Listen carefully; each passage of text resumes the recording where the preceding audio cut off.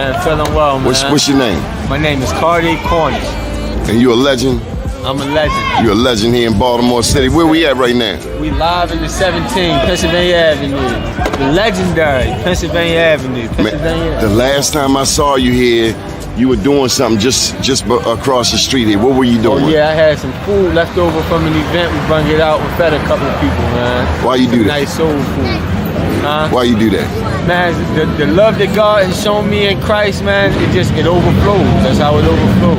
That's right. We got more than we can use. Already was high within San Antonio, Winchester community, but the age group is getting younger. Children under the age of 18 being murdered in San Antonio has a high peak right now. So our goal is to catch the children.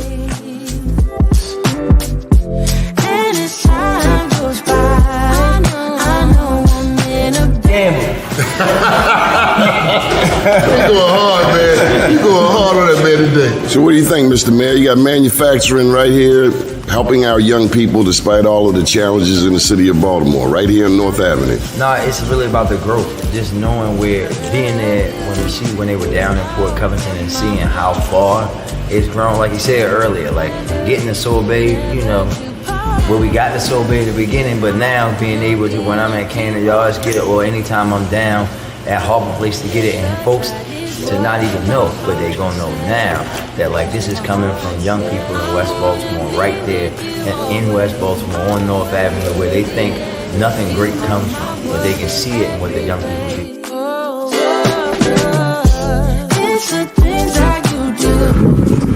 Here on the bank of Mississippi, down right here, French Quarter, a beautiful town, just leaving Algiers, which is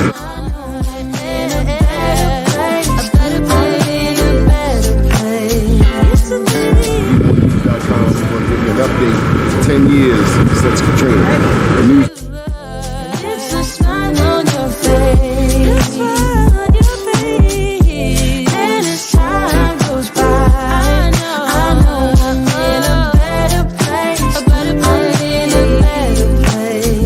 All right, y'all, this is what I came to New York for. Besides the Black Wall Street Awards, we're going in here and get some of this real good jerk chicken. Johnny Glover, out. I feel the warmth of your skin. Just the touch of your hand makes me tremble within. But we need to feed our loved ones. DOTS needs to rescind this package policy program so that our loved ones are able to eat every day in that filthy facility that we have some stars in the building. All right. This is a beautiful day in the neighborhood. Blessed be the name of the Lord. Just want to take a moment and thank the good Lord for another day. Let us humble our hearts. Gracious Lord, make us truly thankful for another week, another day in the land of the living. Bless this show. Bless us to touch someone, inspire someone, inform someone. We know, Lord, that there are people out there in all kinds of situations, but we pray that we can speak life over our people today, over your people today. And we promise, Lord, to give you all the praise and all the glory in your mighty, matchless, and majestic name. Hallelujah and amen. All right. Got my main man. I saw you smiling during that video, man. You like that video? Oh, you know that, man. The Black experience, man. But I also want to say amen to you, to the prayer, brother. Amen, man. My daddy what a way to say, start the day. You know what I'm saying? What a way to start. My daddy say, if he say, always thank the Lord. Amen. Always thank the Lord. I owe you a huge thank you, man. I had the time of my life at Howard University. I'm glad we could do so for you, man. Did we do it? Oh, we did it. We did it big time, man. Thanks to you. Man, to God be the glory. Hey, man, we have done the Black Wall Streets in 9 cities, but one time, when we first went to Atlanta, I won't call the guy's name out because he's a favorite in the radio world, but he had a restaurant in Atlanta. And I call down there, hey, we'd like to bring the Black Wall Street down there. And they said, okay, no problem, $1,500. I'm saying, huh? What? Yeah. What? $1,500. I said, come again? So I called my main man from Morehouse, my Morehouse brother, Robbie Scott. Robbie found us a place on Auburn Avenue. And for the life of me, I cannot remember the name of the place, but right down Auburn Avenue, black-owned restaurant. And they gave us the rooftop, gave us a whole section. Oh, nice. And guess how much they charged us? 0. Goose eggs. That's right. And it taught me a couple of things. One, we want to take these awards to places where they are appreciated. We're going to bring a crowd. We're going to bring you people. And having used to wait tables, that's all you want. You want somebody to bring you people in the door. That's right. I can do the rest if I'm a hustler, if I'm a, salesperson, but I'm not going to pay you to promote you. That's crazy. Well, that's short-sightedness. That's what it is. I don't even know if that other restaurant is in business now. Yeah, probably not. Probably not. Because that's not a good business deal. When we came to your spot, man, everything was so beautiful. One, you had a business fair already going on in the School of Business. And then just to see the students and actively engaged students. You engaged those students. I saw it with my own eyes. And then a real treat for me was bringing Roderica Applewhite there from the White House. Yes. Yeah. Dynamic young woman. I'm so proud of her. So proud of her, man.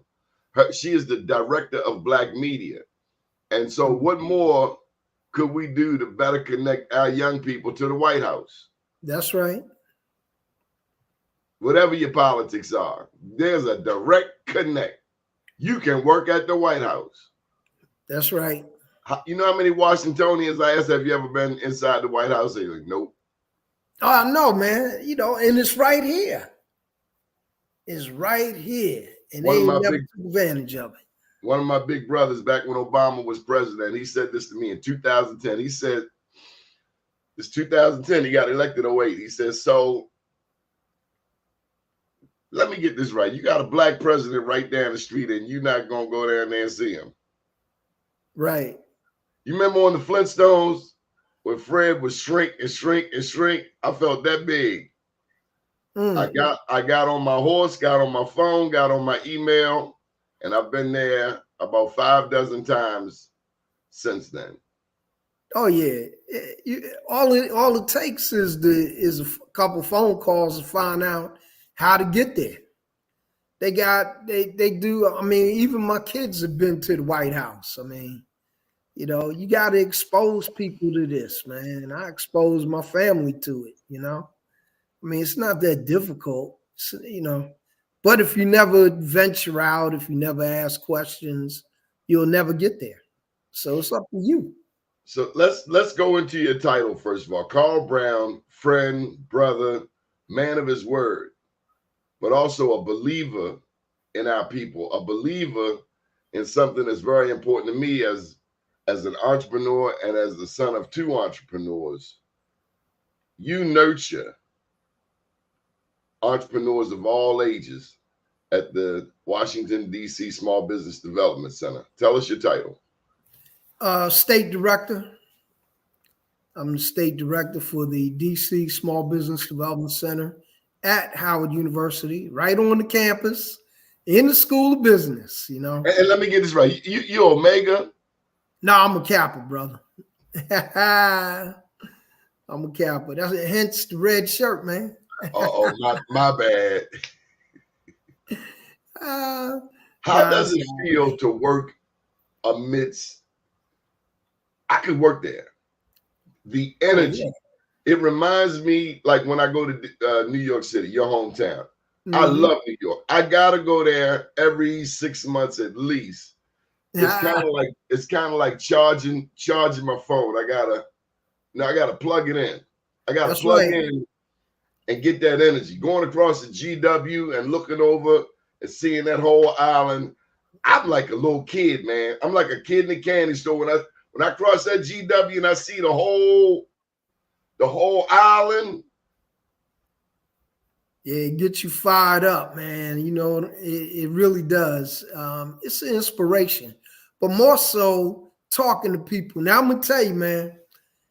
I went up there. We went up to Harlem. We were gonna go to Sylvia's, right? And they said, "Oh, it's about a 2-hour wait." And we were kind of hungry, so I said, "Well, hey." We said, okay, we'll wait. We were going to go to the mall across the street, right? But we were walking, and then we saw the Red Rooster right across the street. Walked into the Red Rooster, and they had a performance going on right there. I was like, man, this is home. This is home. People don't understand that, man.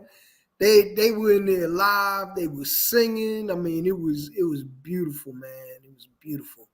And it happened to be Vi Higginson's daughter, Noelle, who was singing, and it was the cast from Mama, I Want to Sing. And they nurture these young performers. And Vi Higginson used to be on WBLS, a long time ago. She was the first female DJ on WBLS. She wrote the play Mama, I Want to Sing, which is one of the longest running Black plays on Broadway. And, she's taking it all over the country, and her daughters picked up the baton and moving it forward. And but Vi is very, very heavy into it. She's still working. And now, when we did the Black Wall Street Awards at Howard, we recognized her nephew, who is the athletic director, Kerry Davis, at Howard University. And since that man has come to Howard University, we have won over 31 MEAC championships and championships altogether. Can you imagine? And the brother only been there like 5 years. And he was voted as the athletic director of the year this year. How old is he? Probably like around early to mid 40s, maybe. Maybe a little. You know how we are, man. You could be 60 and look like you're 25. So that's what I would say. But I mean, what he brings and what he brought to the campus is just an attitude of winning, and I love it. I love it, man.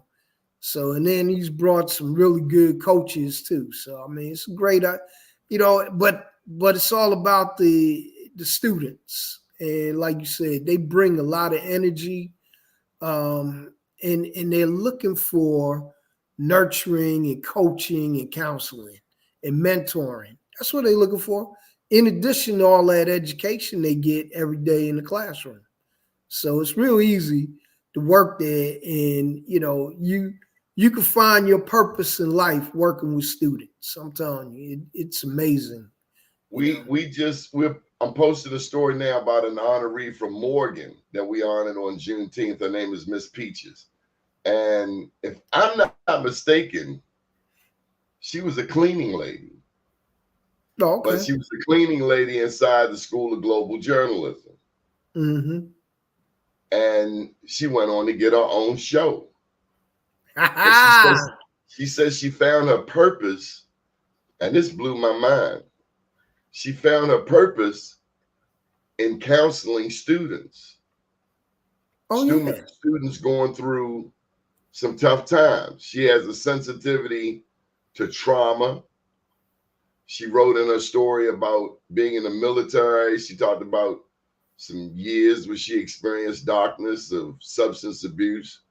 But she says she's come to find her purpose now in speaking life over students. And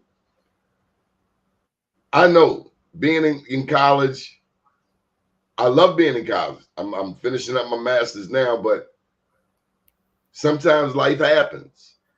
Death, marriage, babies, a whole litany of things. Took me seven colleges and 13 years, but I was determined to finish. Well, you gotta find your place, man. You know what I'm saying? It's like anything. You know, you can go somewhere and it can be good and right for 1,000 people, but 1,001 it wasn't the right fit for you, and it wasn't the right time. So I mean, you gotta, life happens. We live in. So I got to tell you, I started at Morehouse, Mm-hmm. and everything was really good. The second year, my bestie left Morehouse. He called it country, and he started going to Howard University. And then by the end of the second year, I found myself back in Baltimore. Some life changes had happened. And long story short, I ended up 4 blocks from home at Coppin State, There you which go. is now Coppin State University. Now, you could have never told me, man, my elementary school was farther away than Coppin. You could not have told me. I'm a traveler. You could not have told me I was going up the street. Well, you know what? You know what, Donnie? What's wrong with going up the street, brother?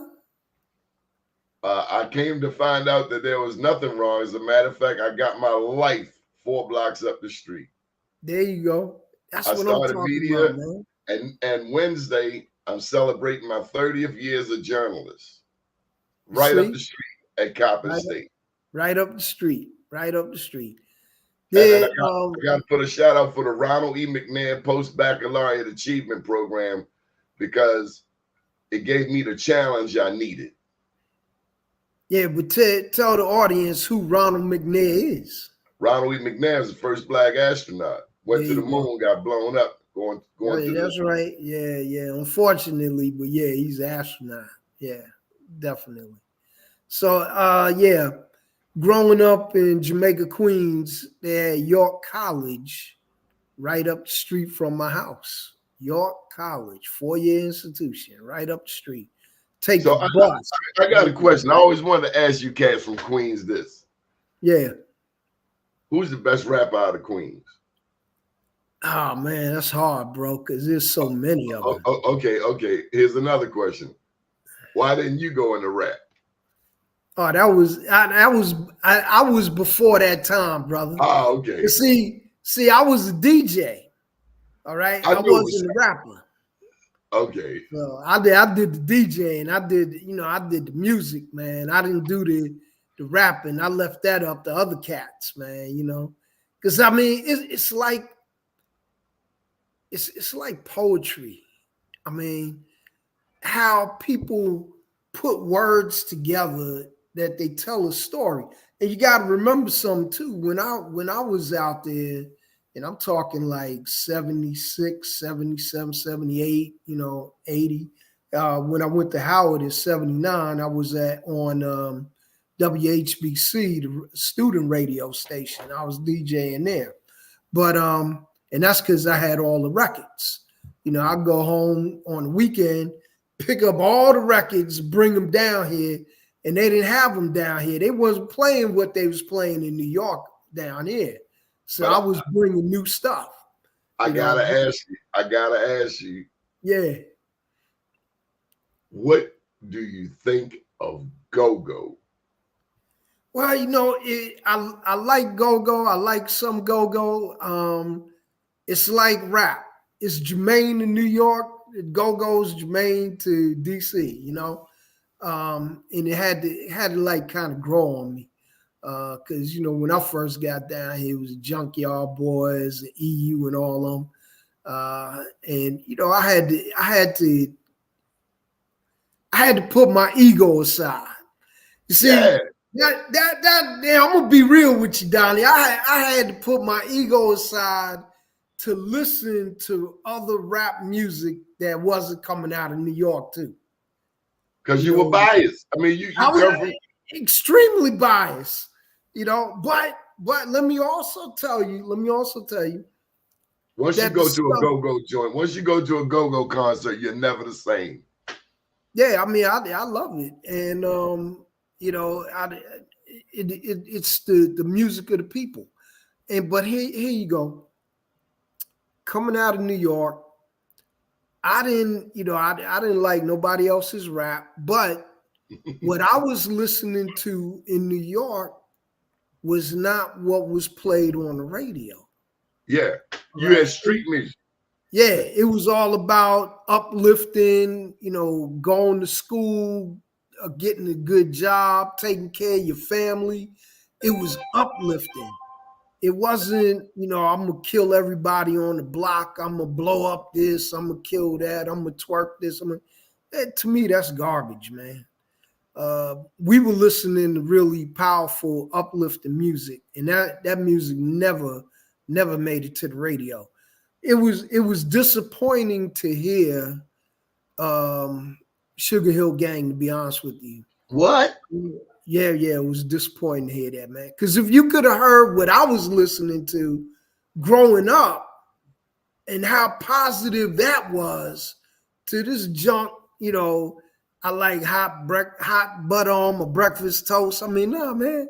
Like Run DMC said, after 12th grade, I went straight to college. I mean, that we were talking about uplifting people, helping people get to the next rung, man. Not blowing up the block, killing everybody. I'm gonna make the block hot. Ain't nobody gonna stand next to you and all that. All that was craziness to me, man.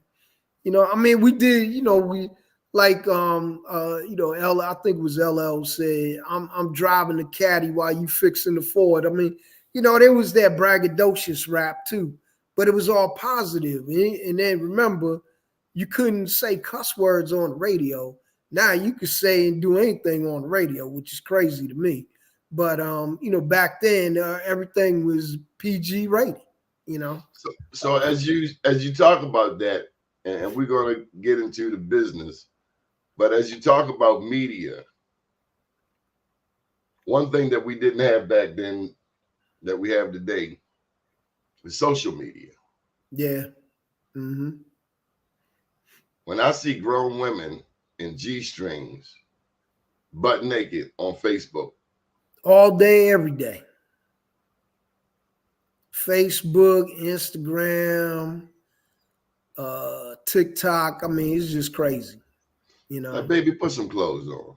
Yeah, I mean, you're somebody's mother. You're somebody's grandmother. Yep. And somebody's sister, somebody's daughter. Okay. I had to G-check my son. I had to G-check him one time. He blocked me afterwards, but I had to let him know, son. No. And he caught the message. I believe he caught the message. Like I said, I blocked, but I'm pretty certain. I said, you got a mother, you got a grandmother. Now he's got 2 daughters. You know what I mean? Yeah, I mean? Yep. Let's show some respect. Yeah. We don't come from that. Nah. And that's why I'm always happy to get on your show, brother. Because we gotta really uplift our people, man. Let's get out of the mindset that we gotta twerk and all that craziness and get on and cuss each other out and talk about each other in a negative way and all that. I mean, they say if you ain't got nothing good to say, don't say nothing, right? Say nothing. Don't say nothing. This is me. I want to ask you about that lady Jazz, professor. She's a professor, right? Yeah. I watched her rapport with the young people, and it reminds me of the lady I was alluding to earlier, Miss Peaches over in Morgan. Uh-huh. Brother, there's one thing that's unmistakable in this world. It's called love. Mm-hmm. You know it when you see it. I saw those students gravitate to that woman. She's like a magnet. And you told me that. You told me, and I saw it. They gravitate to her, and she gives them love. She's like a son. Mm-hmm. She gives them life. Bruh, our young people don't listen to BS. They don't listen to phony people because they have their own meeting before the meeting. They love her, and she loves them. I saw it. Yeah. And she takes care of them. Tell us about her.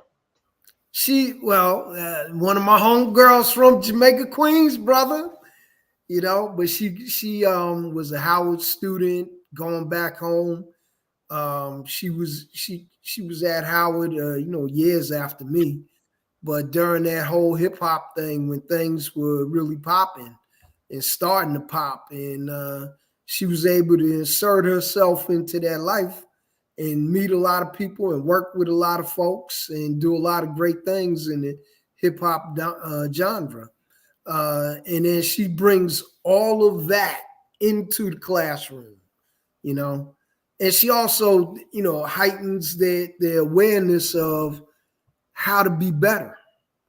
See, that at the end of the day, just being in the classroom don't mean nothing, you know, because I read a report recently about these students, graduating and preparing for the next, you know, going into corporate America, wherever they were going. And here's some of the things that they were doing. When the interviews, or doing Zoom interviews, not turning the camera on, dressing inappropriately, not being prepared, being late, all these things. We as a people cannot do none of that. Okay. We got to be ready. We got to be prepared. You don't get there 10 minutes ahead of time. Get there a half hour. Even if you spend the first 15 minutes just looking in the mirror, getting your stuff together. So when you go in that room, you know all about that corporation, you know, maybe even something about the person that you're interviewing with or the people that you're going to interview with, so that you can talk about them, say, well, you know, Mr. Smith, I understand you went to Morehouse, or Mr. Glover, I understand you went to Morehouse and now you're at Coppin State, blah, blah, blah. You know what I'm saying? Know a little something about them. That when they feel familiar with you, you feel familiar with them, guess what? That improves and increases your chances of getting that job. Because they say, well, oh man, this kid knew a little bit about me. He must care about us, you know, as opposed to the next one coming in, may not be dressed appropriately, don't really care. They ask them, well, what do you know about the company? I don't know anything. What can you tell me? Who wants to be bothered with a person like that? Who wants somebody that got a $300 belt, but you ain't got no dress suit? Yeah. I mean, 300. That's on the low expensive side. I mean, these kids out there saving up $2,000 for a belt. Really? You can you buy. Don't have a suit. Or you ain't got appropriate suit. You know, I mean, we got dress shoes. I've yet to cross the line to wear a suit with tennis shoes. Yeah, I haven't done that either, Donnie. I'm kind of old school, man. I'm old school. Yeah, I haven't done that either, man. I got a nice pair of shoes on the way. Especially on television. I'm watching these, you know, the new thing on. Man, you got some nice shoes on your feet, man. Come on. You know, what's the first thing a woman look at? Your shoes. Better. Yep. Tell me about this beneficial ownership information report. Oh, yeah, man. Let's talk about that, man. What's that all about? Beneficial ownership information report. Information report. Now, that's something out of the U.S. Department of Treasury Financial Crimes Unit. Okay? And every small business, and I can't emphasize every enough. Every small business in America has to file this report by December 31st, 2024, or they can fine you $500 a day, per day. Okay? $500 per day. Now, there's a caveat to that, Donnie. If you incorporated or got an LLC, sole proprietorship, whatever, since January 1, 2024, you already on the hook. You got 90 days to file that report this year. So if you did it, you got incorporated in, say, 2018, you got till December 31st. But if you got incorporated January 5th, 2024, you got 90 days. And them 90 days are already up. Okay? So you know, in the government, there you go. It's fincin.gov/BOI. Take you right there. It doesn't take a long time to fill the report out. You need a passport, maybe, or your driver's license, one or the other. Upload that information, you good to go. I'm gonna pull it up on my browser right now because I don't like on the government. I don't like them all up on me. But Donnie, why isn't the government sounding the alarm on this, man? Well, you did. You told me last night. I was like, OSHIT, sugar honey iced tea. I don't want no problems. You know it, and you know with the government, they say, hey, just because you didn't know don't mean you're not on the hook. So many companies are required to report information to FinCEN about the individuals who ultimately own or control them. FinCEN began accepting reports on January 1, 2024. Learn more about reporting deadlines. And this is from the U.S. Treasury Financial Crimes Enforcement Network. So if you have a business and you are not aware of this, you better thank God you're listening to the show, because I thank God called. It was nothing but God to say, well, I know Carl Brown. He might just be ready to come do a 9 a.m. show. And lo and behold, you follow the spirit. That's why I pray, brother, because there ain't no way. We think we smart. We really think we smart. I know everything I got is because of that good Lord. That's right. Everything. FinCEN.gov/BOI. Tell me more. Well, everybody's got to file a report. Bottom line, every 40 million small businesses got to file that report. What about nonprofits? Nah, nonprofits, I don't know about that, but I can tell you about small business. You know, I didn't see anything on there that said nonprofits, but I know small businesses. And see, what they were saying is that their foreign ownership company, foreign bad guys owning these small businesses, and they doing, financial crimes. They, money laundering, all that stuff. And I think it's more so because of the EIDL, the economic injury disaster loans, and the PPP that folks, but had all them fraudulent companies, when during the pandemic, and walked away with a bunch of money, and they thought they was going to walk away and get away clean. The government, they got a long memory and a long arm. So even if you tried to go somewhere else, they coming to get you, okay? And you might think you got away with it because you ain't get that knock on the door yet, but they coming for you, okay? And I think this is a byproduct of that. Now, they talked about, bad operatives and all that, fake companies, the launder money and all that. I think that's part of it, but I think more so that the EIDL and the PPP fraud really pushed them to move in this direction, to find out who actually owns these corporations. Now, the other thing too, Donnie, you know how sometimes we get into the, folks say, man, I'm going to start a business, They go down, file their paperwork at the state office and everything, and they get an EIN number, and then they don't do nothing with it. You still on the hook. You still on the hook. If you don't file this report, they coming for you. So you still on the hook for that money. Going back to that PPP, they found in Baltimore, or at least I remember hearing about drug dealers who were trying to get PPP money, or rappers, or just people, and these people got locked up. Locked up, they won't let me out. That's right. Got locked up. They didn't get locked up for the crime they did, but they got locked up for the PPP.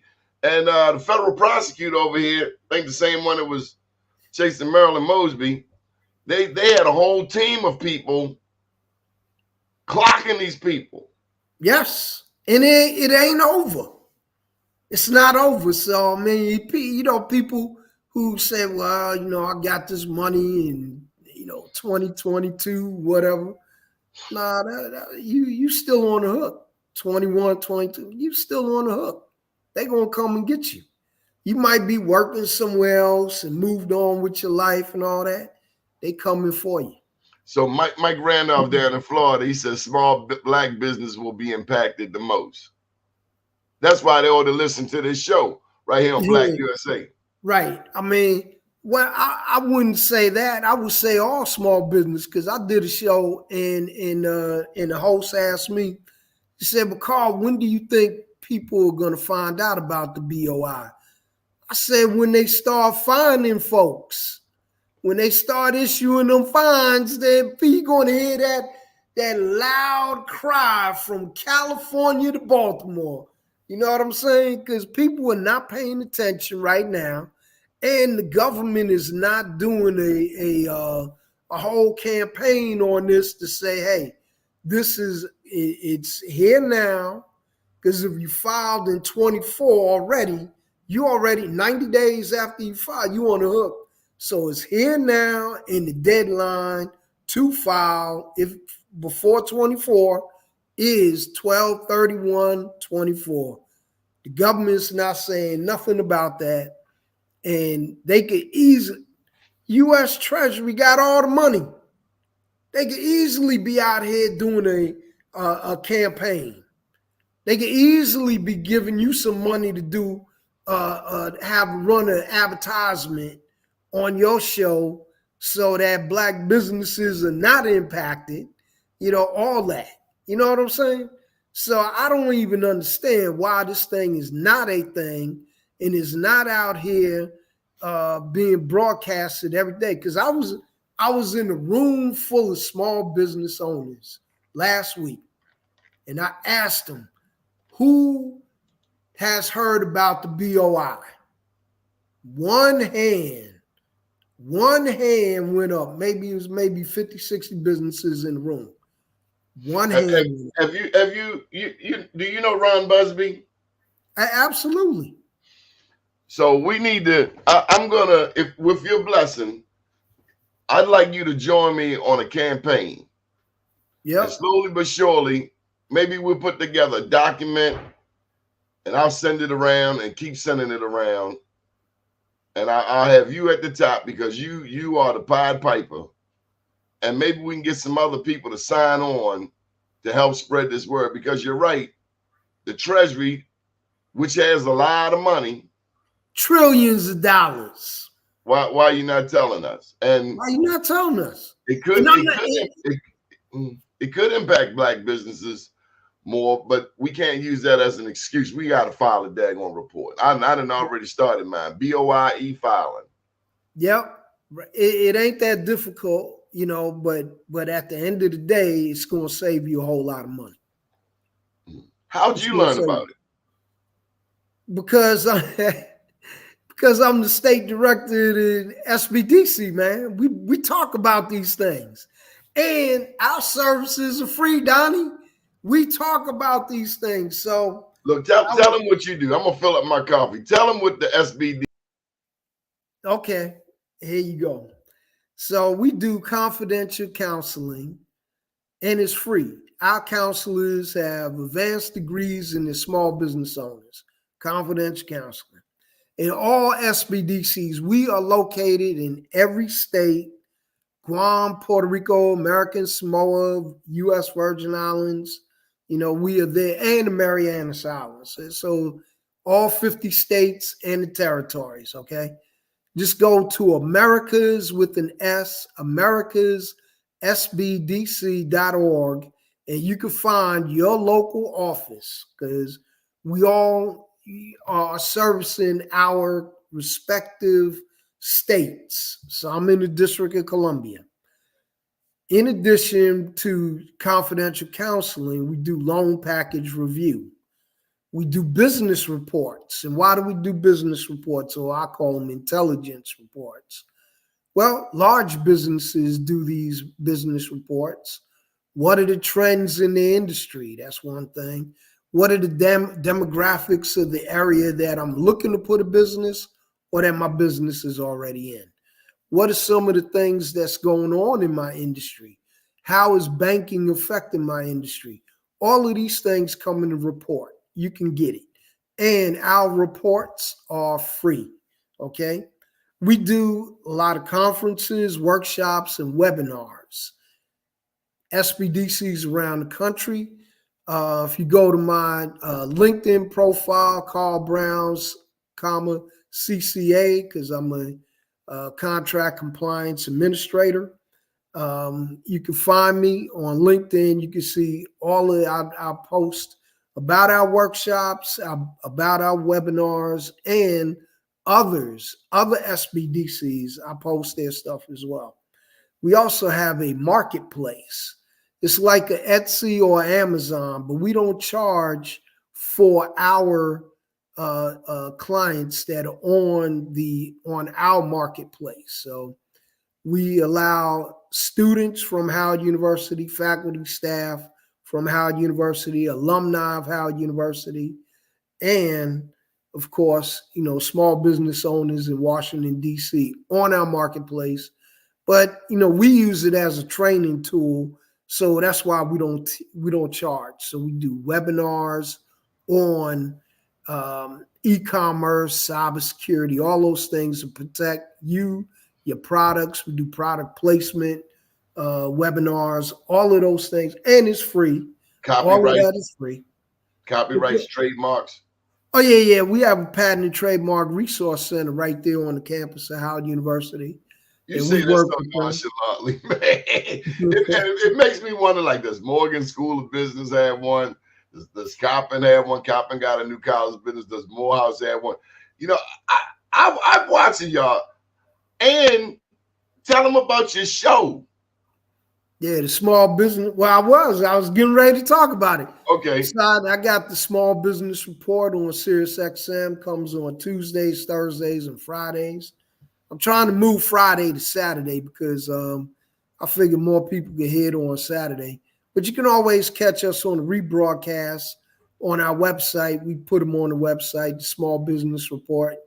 You can go there and check it out, smallbusinessreport.biz, B-I-Z. And then we host a lot of delegations from around the world. So the Bahamas has been through our office twice to learn about, what we do.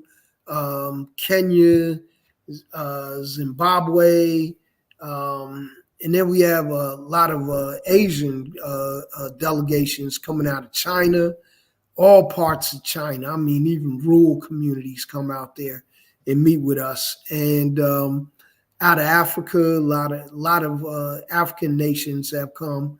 Recently, we had Morocco, Egypt, Lebanon, Tunisia. We had them, hosted them for a day. And so, we do a lot. We do a lot. We meet with a lot of people. And in fact, at the last delegation that came through from Northern Africa, we did a workshop on leadership for them. And we did another one on AI. And man, you talk about folks sitting on the edge of their seat. I had Janine Biggins do this workshop on AI, man. She's a phenomenal, she's one of our counselors, but and she does workshops for us in addition to one-on-one counseling. Let me tell you, she had those folks sitting on the edge of their seats and they were asking all kind of questions. I mean, because AI is here to stay and you better incorporate it in your life because I'm telling you, it's a game changer. And you can literally do a business, like put a business plan together in about an hour. Oh, well, I'm saying, it'll take, literally like seconds. Once you put the information in. Yeah, once you put it in, it'll flush, but then you could, flush it out. So I would say you get their info and then you tweak it to what you want, to customize it to what you want it to do. So You know, and what a lot of people are not understanding is, Donnie, is this, that this thing can really help you. Now, yeah, there's going to be some jobs that are being lost to it. But Because some I'm new gonna tell you jobs will this, be created. there will be jobs created. You see, that's the thing. You know, you gotta the yin and the yang, the good and the bad, man. You just can't look at the dark side and go, "Oh my God, AI's taking jobs." No, it's going to create jobs as well. So AI and these robots could take waiters' jobs. Yeah, flipping But wait, burgers, yeah, making fries, all that stuff. That's going away. but somebody's got to fix these machines too. So that's a whole new industry. A whole new industry. A whole new industry. This cat Michael Randolph down in Tampa got a bunch of questions for you. Apparently he ain't going to his website, but we're gonna put it down here anyway. I can answer that. You would tell me what I've learned from you thus far. Will businesses face criminal charges? No, it's a $500 a day fine. That's enough of a damn crime. Yeah. Who want to pay $500? Man, let me tell you something. The average small business could not handle a $10,000 fine. Okay, the average small. I know the ones that I'm working with. Yeah, you going out of business, you might regroup and come back with something else, but yeah, that's a lot to accumulate. Yeah, but you still on the hook for that 10,000. So you know, let's be real about it. You know, folks, you know, they are looking at things and not paying their taxes, all that, but they're trying to look good. No, I'd rather pay my taxes and wear the same old suit over and over than to have to deal with the IRS and all that craziness. Because you know what they do to brothers, they escalate it and put us in jail. I mean, Wesley Snipes and others, I mean, you know, for not paying taxes. A lot of other folks could go get away with not paying taxes. I ain't mentioning no names, but they got orange hair. Donald Trump, I mentioned his name. Yeah, there you go.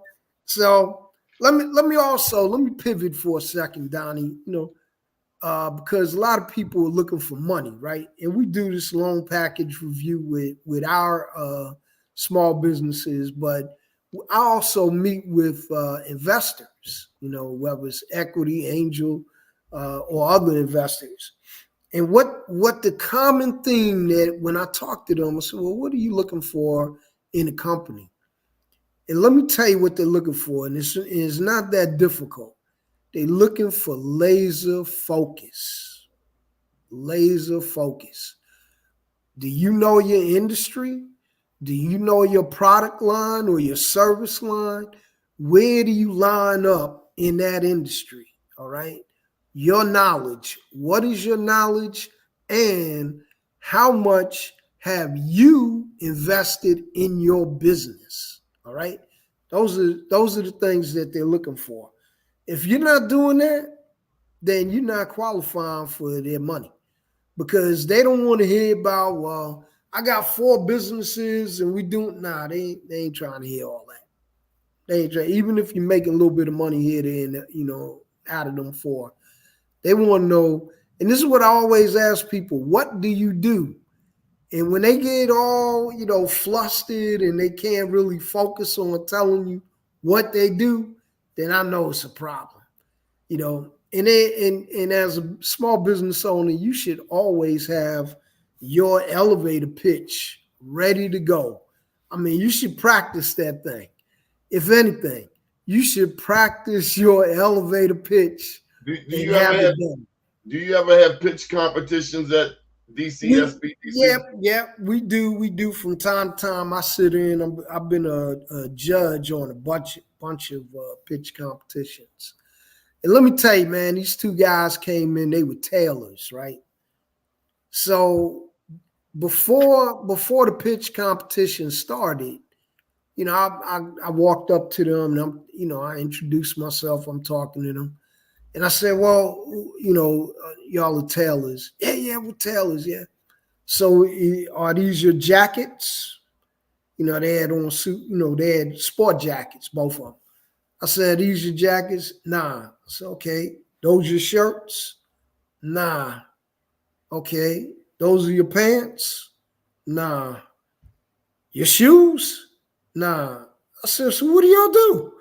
Oh, we make suits, shirts. So why aren't you wearing what you make, bro? You doing a pitch competition, right? That's like, okay, another lady, oh, I make, these cupcakes. All right. I'm Where the looking cupcakes? around. I don't see no cupcakes. I'm like, yo, when you coming to a pitch competition and you ain't bringing none of your product with you? The girl that won, she did wigs. She had wigs on display and all that. Come on, folks. If you in it, you got to be in it all the way. You got to put all the chips in the middle of the table. You cannot hold them close to the vest. You got to impress. Folks are just coming in there thinking, oh, I'm going to talk about my suits. Man, and then didn't even have drawings. Nothing. And you wonder why you ain't win? Well, it wasn't hard for me. It wasn't hard for me because there was no visual. And we're visual people. I want to see it. I want to touch it. I'll smell it, all that. It's like, nah, we ain't doing none of that. We just going to tell you, we're tailors. We make suits. We make ties. Use your own imagination, all right? So. I got a question for you. Yeah. It's been brought to my attention. I thought there were more black women entrepreneurs than black men. Well, let me tell you, in my shop, about 60% of my clients are black women. Okay. And they're coming in with a pen and a pad, a lot of questions. I mean, easy to coach, counsel, mentor, because they want to learn, they want to grow, they want to sustain their businesses. And Donnie, I always start out when I'm speaking at different events now, I always start out with this. Ain't nobody coming to save us. Ain't nobody coming to save us. All right. I might have to borrow that. You can borrow that, brother, because I'm gonna tell you something. That sets the tone. I want to set the tone. And I want people to focus on that. That it's up to us to help each other, grow each other's businesses, patronize each other, support each other, and we just not doing that. We get paid on Friday and run Gucci, Smoochie, Louis, and everybody else, Henny and all them other boys. We give them all our money. Can't get a job with them. They don't patronize from us. They don't do nothing with us. Scholarships, nothing. Some of them don't even like us, but we take all our money and give it to them. And then wonder why our communities look the way they do. We got to do better, folks. We have to do better. I got a question for you, Carl. Mm-hmm. Do you know Lance London? Of course I do. We had him on the show a couple of weeks back. That man this is my second time. I saw him in person. We gave him a Black Wall Street Award down your way. Prince George is over in Bowie with Michelin. Okay. But he was up here in Baltimore. He's opening a Carolina kitchen here. And he's got the Navetica dog food. Yep. Why is he so impressive? Because he gets it. He gets it. I listened to Lance on Facebook. I seen a couple times he come on there, and I mean he's real, And look at the empire that he's built. Okay, and giving all them black people jobs, man, not just jobs, all right, but he also trains them. And when you walk in, they ring the bell and they greet you.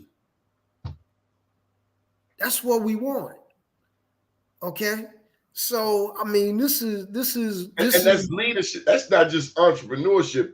That's some visionary leadership. leadership. I mean, this cat is He's brilliant. He's brilliant. Cause I like I said, I've listened to him break it down, man. And I said, man, this brother is just dropping gems. I mean, he's just giving us pearls of wisdom, you know. And he didn't, you know, his first Carolina kitchen burned down, man. what? And, yeah, in Silver Spring. He was in Silver Spring on Colesville Road, and it burned down. And he could have, and the insurance, well, you know, our insurance when it comes to brothers, I mean, you know, we pay every month, but they ain't gonna pay you when it's your turn. He could have stopped then, but he didn't. He kept his dream alive. He had to pivot. He had to take a step back, but then you see the explosive growth. Man, he told me about when he was first coming up with brands and tennis shoes and sporting goods. And what I really heard him say, one of the things I learned from is he studied his craft. Mm-hmm. And he studied it for himself. He didn't, you know, he might read this, read that, but he's looking at what's out there, and he's looking at what's not out there. Right. And so you don't always have to get the most expensive product, but he wanted the right product. Right. Mm-hmm. Man, yeah, brilliant dude, man. Brilliant black man. So I know we getting ready to end. So a lot of stuff I want to talk about. I'm giving you the screen. You run your show. But at the end of the day, folks, let me tell you, here's a little trick. Here's a little trick of the trade. And this is, you know, it's not a trend now, but maybe with us black folks, it become a trend. Buy an existing business. And the reason why I'm telling you about this is, and I looked this up today, and I was wrong. I've been telling people baby boomers were retiring at 10,000 per month. But I looked it up today before the show. It is 10,000 per day. Baby boomers are retiring at 10,000 per day. And you know what that leaves us? Opportunity. Opportunity to buy an existing business that has a revenue stream. You know, find something that you like. There are companies out here. One is called Transworld. They can help you. It's like a real estate.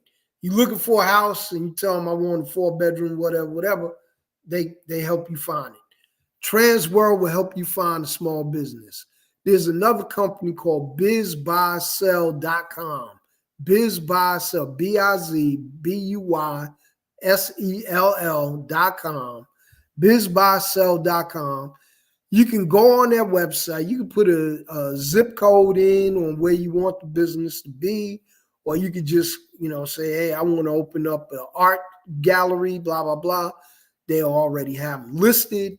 They do it by state. They do it by county, by zip code. You tell them what you're looking for. They'll find it for you. And at every price range from a couple thousand to a couple million. Okay. So it's up to you. But hey, starting a small business is one thing. But if you're looking to get revenue right away, buy an existing business. Now you got to do your due diligence.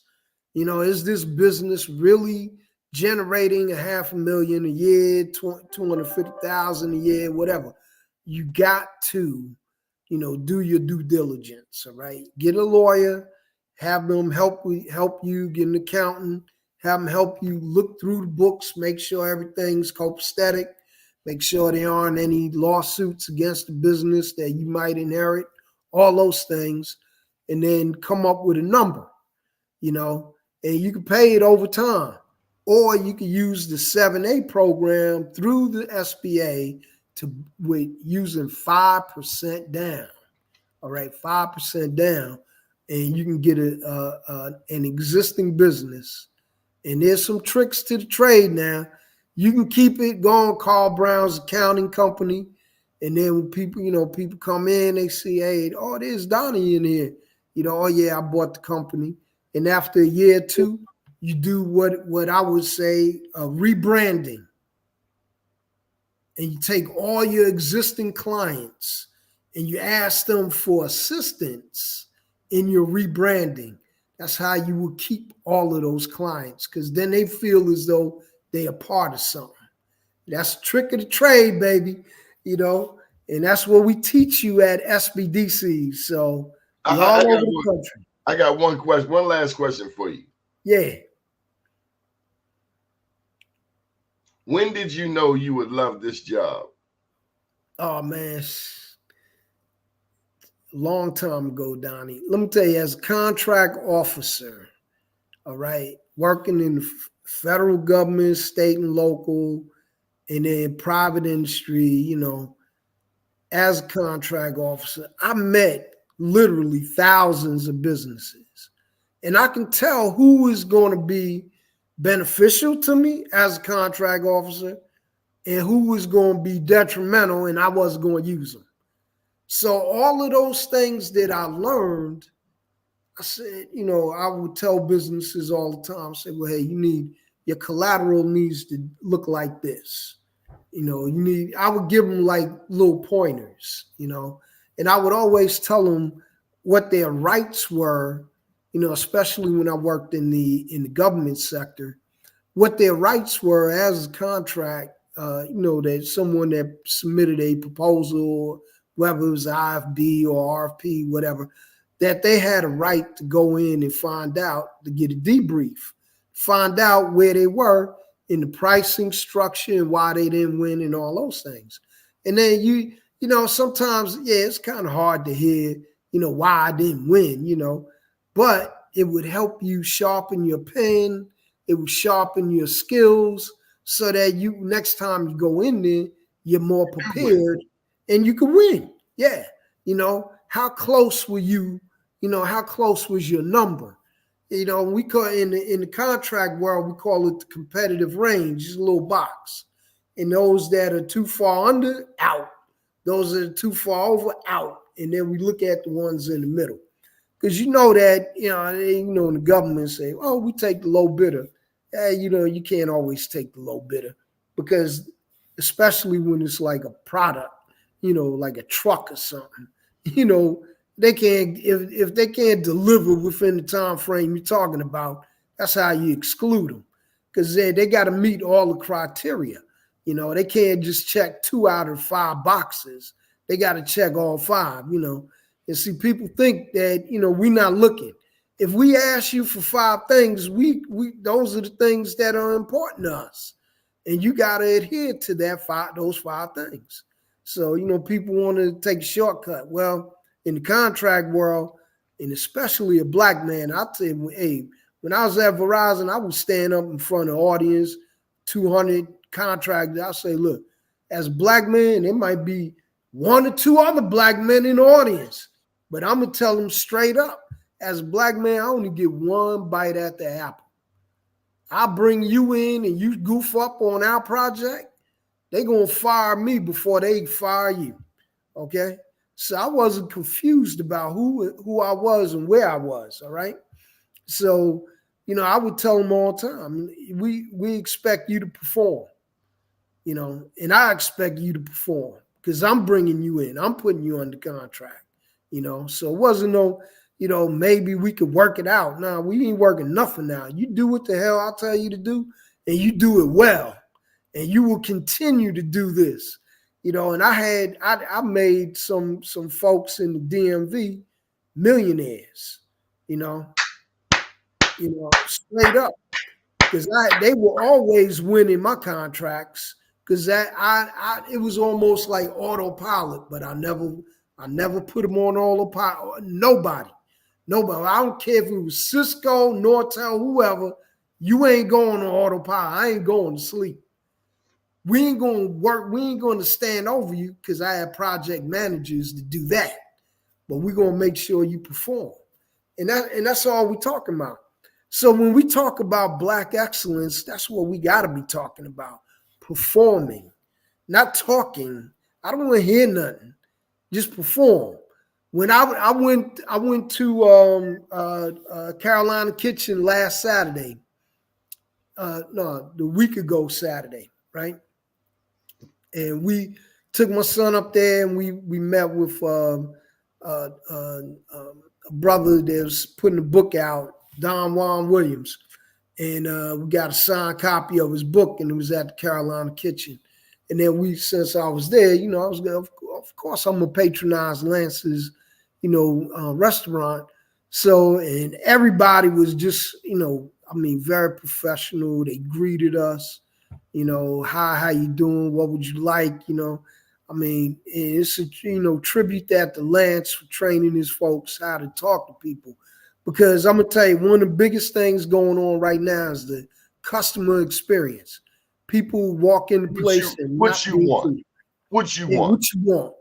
You know, yeah, you know, and so when we talk about black excellence, we got to be talking about that, stepping up our game, you know, especially when we walk in the door, step your game up, you know, because you do it for other folks, but you don't do it for us because you take us. Yeah, talk to me like you talk to your white supervisor. Exactly, you know. Exactly. And so that's what I'm talking about, man. So we got to step our game up. And I don't care if they don't care, you should care. All right. If you work there, be the best that you could be. Be clean, be presentable. Be ready to service. I mean, I did a lot of jobs in my life. I loaded planes, I unloaded planes, I cleaned planes. I did everything to a plane but fly that bad boy, okay? All right, I did security, I did all that, man.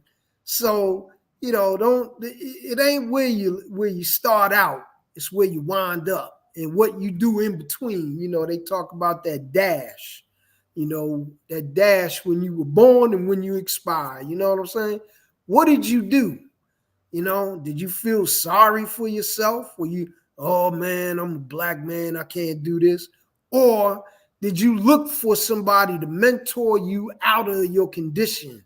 Because I know it ain't easy. It ain't easy for me. It ain't easy for Donnie.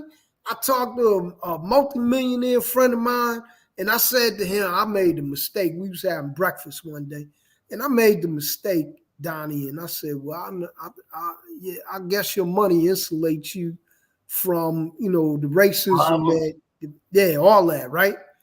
My man put his fork down, looked me in the eye, said, Carl, I'm going in the rooms that ain't nobody else been in. No black man has been there ever. And I'm dealing with them at that level. So when I walk in the building, it's I'm you know, in his industry, you don't dress up. They ain't wearing suits and ties in his industry. And so he said, I walk in, they automatically assume I'm in the wrong damn place. You know what I'm saying? So it goes from the top to the bottom, the richest of us to the poorest of us. And we all brothers. So at the end of the day, brothers and sisters, we got to respect each other. We gotta learn to love each other. We got to learn to say hello. You know, we got to open up. You know, we got to take care of each other. This is, you know, what I do every day. That's what I do. That's what I do. I look for the best people that I could bring on my team to help you with your small business, because that's what it's about. I mean, I grew up in Jamaica, Queens. Yeah. Remember FUBU? For us, by us. All right. I mean, that's the concept that I grew up with. Each one, teach one. I mean, that's what it, hey, maybe I drank the Kool-Aid, right? Maybe I drank the Kool-Aid because people ask me, they said, well, you know, the Supreme Team and all them other drug deals, everything, they was all in your neighborhood. And I knew all them guys. All right, Donnie? I told you I interviewed Corey Pegues. Okay, yeah. So you know what I'm talking about. So either, you know, there's a fork in the road, man. You can either go right or you can go left. People ask me, how come you ain't go left? Because I saw the light on the right. You know, I said, I didn't want to be dealing with running from the police all the time and all that craziness. You know, Rikers Island would be your entry point, huh? it would be my home. All right. It was. Now I had two kinds of folks up at Rikers. Most of the damn COs grew up with me. All right. The we call correction officers. Most of them grew up with me, and the inmates. So I would talk to my boys that were COs, and they would say, "Oh yeah, man, so and so's in there. I saw him the other day." We out the same neighborhood, man. One made a left, one made a right. Okay. Nowadays, you know, and check it out, man. So you driving in a Mercedes, and you a brother that made the right, and you work for, say, a bank. You know, you're vice president of the bank. And the police pull you over, they gonna treat you like you have robbed the damn bank. You know what I'm saying? So don't think that, you know, because you got on a suit and tie, maybe you dress, you know, nice, that they ain't gonna treat you wrong, you know. But it's how you treat them as well. All this, I don't answer questions, all that. You escalating the problem, baby. I'm just saying, hey, you know, license, registration, here you go. I've been pulled over before. I ain't get cussed out and yelled at and shot and all that. I mean, a lot of us don't, but some of us unfortunately do, you know. And the other thing that I could say is all young brothers and sisters out here, police offers a good job. If you're looking for a job, they offer training, a good pay, and then you can protect your community and make your community better and get all the riffraff and KKK folks out of your community because you in the community and taking care of your community. And you don't that whole community policing thing. And now I'm not saying all cops are bad because I got a bunch of them in my family, okay? And they ain't doing the wrong thing. They always been doing the right thing. But at the end of the day, you know, like any job, there's always, you know, percentage of people that ain't doing the right thing. Any group of people. You can't say all this people that, yeah, all that people that. You got good and bad in every group. Everything. So, I mean, you know, and just try to be positive. You know, my uncle introduced me to this whole thing about positivity when I was a kid, man. You know, he said, you know, think positive thoughts and do positive things and all that. And so that's what I try to teach people, you know, or just, you know, share it with them. You know, here's another way of life, you know, think positive thoughts, do positive things, you know, surround yourself with positive people. Speak life over ourselves. The power of life and death is in the tongue. I can do this. Yep. I know I can do this. Mm-hmm. I can win. That's right. You know, we can win. We can win. I can win. And you can win because you got to encourage your people as well. You know, just don't leave them hanging. You know, you see people out there doing good, encourage them, talk to them, you know, and like you do, Donnie, you recognize them. You know, that's what the Wall Street Awards is all about, you know, recognizing good in what people do, you know, and it's a positive thing, man. And you recognize me. You know, you blew my mind. You know, you blew my mind. I'm over there at DC giving out awards and calls, say, come here, I got something for you. I like for you.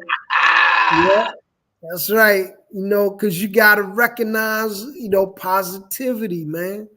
You know, all that work that you do, Donnie, I know a lot of people, out of 100 people, maybe 1 or 2 recognize you, man. But you can't, you know, we like recognition too, right? We like anybody else. But we can't allow that to stop us because we're working at a higher plane than most folks, man. You know, because we on a mission. You know, we on a mission. We about making our communities. That's my goal, to please that one right there. Exactly. Open the door for you when you get there. You know what I'm saying? I don't want to get there and they say, I don't know you. You're not on this. Yeah. Your name ain't on the list, bro. You know. So, Carl, you got to plug we got to get up out of here. You got to plug your show, though. Yeah, the Small Business Report, Tuesdays at noon, Thursdays at noon, and Fridays at 9 a.m. Channel 141 on Sirius XM, the Small Business Report. All we talk about is small business, whether it's counseling, specialties like, the food industry, retail, all that, cybersecurity, BOI, patents, trademarks. I mean, we've been ripped off for centuries with our inventions and our music and everything else. So we're teaching you how to protect yourself. So marketing, AI, all that. We do all that. I bring on experts, come in and talk about all these separate things because collectively it makes your business better, makes your business sustainable, and you can grow your revenue, and we got tricks. We got tricks, things that you're not hearing on other shows. I mean, I don't think there are any other small business shows out there anyway. But we focus on that because that's something that I know. And every Tuesday, Thursday at noon, Fridays at 9 a.m., it's all about small business. So, but I thank you, Donnie. I thank you for every opportunity. This is your website? That's the website, DCSBDC.org. And the message for the day is if you own a business, you must file this new report. You say by the end of the year? By the end of the year. If you were in business last year, if you incorporated this year, you only got 90 days. And that could be up. And that could be already up. And that could be already up. Yeah. Well, you owe $500 a day. A day. Whether you know it or not. Whether you know it or not. The BOI. And like you put up there is FINCEN.gov /BOI. FINCEN.gov /BOI. Because folks, they are not playing with you. They're not playing with us. And they will fine you $500 a day. And they're not telling us the way we need to be told. This thing need to be on all platforms right now because the deadline is already over. If you filed the corporation papers this year, you already on the hook for that money. All right. If you don't know, now you know. Now you know. I tell you, I was going up Malcolm X, going up to Jacobs. Jacobs was my spot. I don't know if you knew that. That's where I was.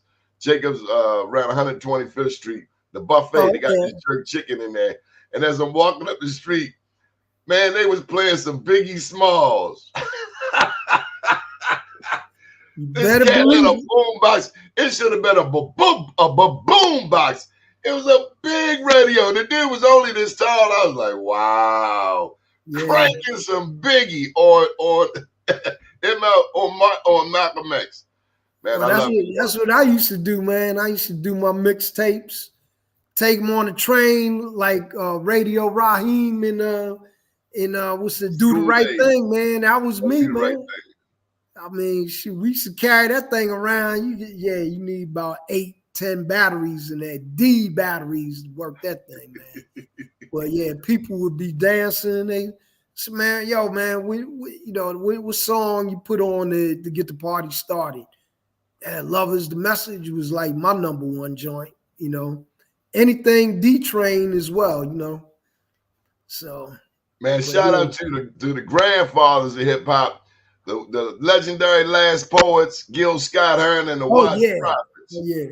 I got all the albums and CDs, bro. That's how, and some of them I got go way back to cassette decks too, cassettes. So, but yeah, the Last Poets, man, because a